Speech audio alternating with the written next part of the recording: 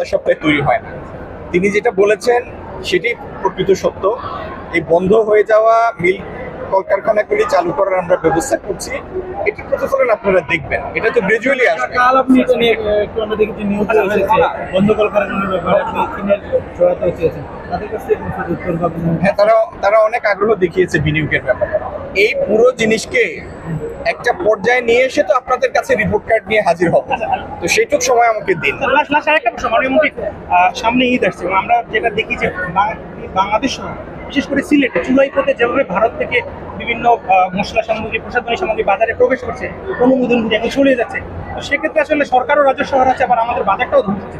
এটি বন্ধে বিজিবির আমরা প্রায় অভিযান দেখি, কিন্তু লোকালি পুলিশের বা লোকাল যারা প্রশাসন তাদের একদম খুবই কম দেখি। এটা বন্ধে আসলে সরকার কি করে করবে? ভাই, আমি সরকারের মুখপাত্র না, আমি সরকারের নগণ্য এক মন্ত্রী।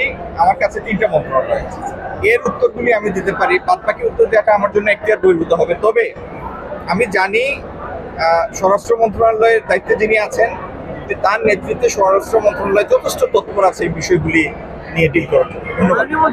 কৃষকের হাট নিয়ে একটা কথা শেষ। আরো শুধু ভাই, থ্যাংক ইউ ভাই।